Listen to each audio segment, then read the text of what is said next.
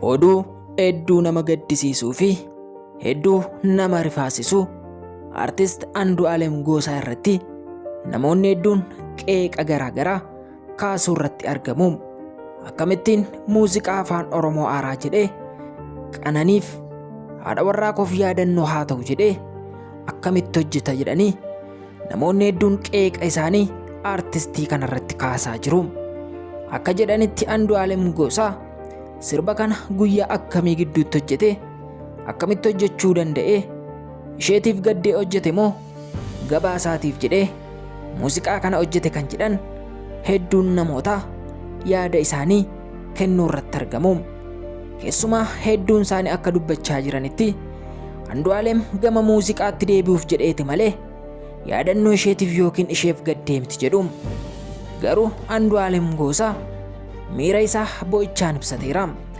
Fuula TikTok miidiyaa garaagaraa irratti gaafa inni baay'ee gaddu imimmaan isaa lolaasee gaafa bu'u viidiyoowwan hedduun mul'ataniiru. አዎ አንዱዓለም እኮ ለቀነኒ ያዝኖላት ዘፈን አወጣ። ሪሊ ጅል ምንድነው ግን የምትጃጃሉት? ማለት አንዴ ከሞተች ለምን ደጋግማችሁ እየገደላችሁ ቤተሰቦቿን እነዛን ምስኪኖችን ለምን ታደማላችሁ? እንደው እውነት ያዘነ ሰው በዚህ ፍጥነት ዘፈን አትሊስት ትንሽ እንኳን አትገፋው ለንግዱ? አንድ ዘፈን ሲወጣ እኮ ጊዜ ይፈጃል። ግጥም ይጻፋል፣ ዜማ ይፈልግለታል፣ የቪዲዮ ቦታ ይመረጣል፣ ሞዴል ይመረጥለታል ለዛ ዘፈን። ይህንን ሁሉ ፕሮሰስ አልፎ ነው ትንሽ እንኳን የቆያችሁት እሱ ይዟችሁ ነው እንጂ በማግስቱ ነበር የምትጨፍሩ። አንተው በነገርከን ነው የፈረድንብህ። ዲፕሬሽን ውስጥ ስትገባ ነበር፣ ስትጨናነቅ ነበር አልክ። ኦፍ ኮርስ ትደበድባታለህ፣ መንጋጭላውን ታወልቅላታለህ፣ በየቀኑ መሄጃ የላትም ብለህ ስትጫወትባት ነበር ራስን የነገርከን። ሁለተኛ እንደው ራስዋን ብታጠፋ እንኳን አንተ አልገደልክም ብንል ስቲል ተጠያቂ ነህ። ለምን ያንን ሁሉ እንድትሆን ገፋፋት? ለምን አሰቃየሃት? ለምን ዲፕሬሽን ውስጥ ከተትካት? አሁንም ሁለተኛ ደግሞ ይሄ ማህበረሰብ ራሱ ማለት ምን ሆናችሁ ነው? እዚህ ሀገር ሴሌብሪቲዎች ከህግም ከምንም በላይ ህዝብን ነው የሚፈሩት። ለምን ኮንሰርት ቢያዘጋጁ ስቴዲየም ባዶ ነው የሚቀርላቸው። ፖስት ቢያደርጉ ማንንም ገብቶ ላይክ አደርግላቸው።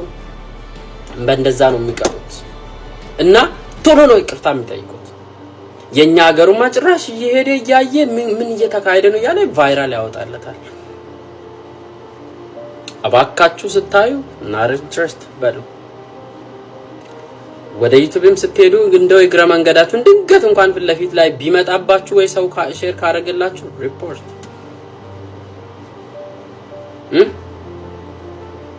የዚች ንጹህ ልጅ ደም ሁሌም ይጮሃል።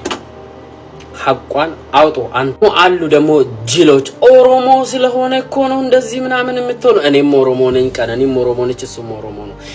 የኦሮሞን ጦስ ጥንቡሳሱ ሰዱ። ኦሮሞ እንደናንተ አይነት ገዳይን ሰፖርት የሚያደርግ ኦሮሞ እንደናንተ አይነት ሐቅን የሚያዛንፍ የለው።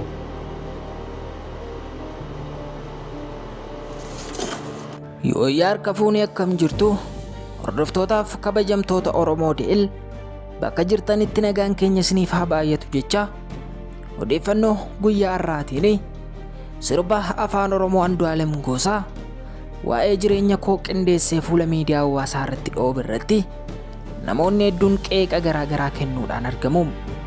Kaawwan isaanii inni maallaqa barbaadeeti, muuziqaa kanarraa maallaqa isaa barbaadeeti, beekamtii isaa duraatti deebi'uuf jedheeti, maqaa isaa tolfachuuf yookiin ofii isaatii maqaa gaarii argachuuf muuziqaa kana dalage malee qananiidhaaf gaddee miti kan jedhu yaadonni garaagaraa karaa sooshaal miidiyaa ka'aa jiru. Yaadonni akkasii hedduun isaanii walakkaan isaanii gara siyaasaatti jijjiiramaa jiru. Siyaasa keessaayyuu sabaaf sablammoonni Itoophiyaa keessatti argaman dhimma qananii addunyaa gaafa dubbatan jibba Andu'aalem Goosaa sababa qabdaniif akka kanatti dubbattu malee Andu'aalemiin miidhuuf malee isheedhaaf yaaddanii dhuguma dhugaa Qananii Addunyaa barbaachaaf akkas godhachaa hin jirtan jedhu. Fuula miidiyaa hawaasaa irratti Yordaanos jechuudhaan kan beekamtu mirga dubartootaaf yeroo baay'ee gaafa isheen dubbattu amala hin taane amala baay'ee isheerraa jibbisiisuun namooti baay'een erga ishee jibbanii booda Andu'aalemiin arrabsuu hin dandeessu, dhugaa Qananii barbaachaaf maqaa isaa dha'uun qabdu jechuun hedduun namoota duula isheetti banaa jiru.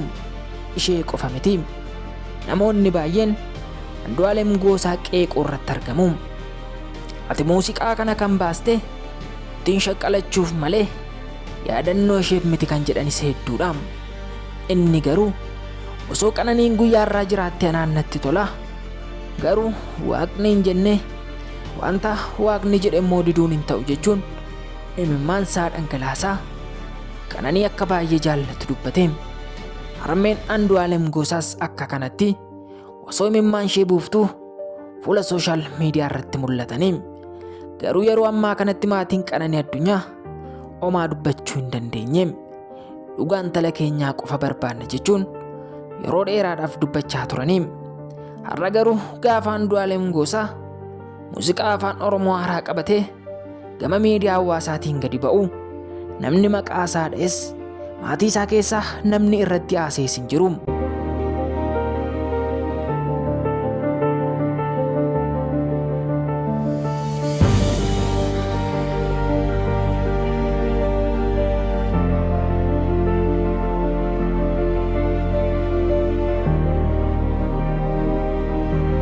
Walumaa galatti dhimma aartist Andu'aalem Goosaa wajjin kan wal qabatu namoonni baay'een yaadota garaa garaa kaasuu irratti argamu. Kaawwan isaanii Andu'aalem Goosaa mana sirreessaatti deebi'uu qaba jedhu, kaawwan isaanii immoo namni kun balleessaa hin qabu jedhanii falmuufi. Kaawwan isaanii sabaaf sablammoonni biraa waa'ee nama kanaa kaasanii dhugaa mucayyoo kanaaf gaafa dubbatanii dhimma aartiitti deebisu. Dhimmi ishee dhimma siyaasaa ta'e dhugaan ishee golattachuu ol deebi'aa jira. Namoota baay'eetti mata dhukkubbii ta'e isa qofa miti. Sirba Andu'aalem Goosaa dheengadda bahe irratti namoonni baay'ee yaada garaa garaa kennuun isaaniis Andu'aalem Goosaa yaaddoo hamaa keessa galcha jedhu. Akkasuma namoonni hedduun hojii ajaa'ibaatiin dhufaa jira Andu'aalem jedhanii yeroo isaan maxxansanitti, Andu'aalem Goosaa garuu sirbi kun yaadannoo haadha manaa kootiif jedhee maxxansuunsaas namoota hedduu ajaa'ibsiise. Kaawwan isaanii immoo Andu'aalem Goosaa fakkeessaa jira jedhu. Dhugaa Qananii Addunyaa garuu Waaqni haa dubbatu jennaan.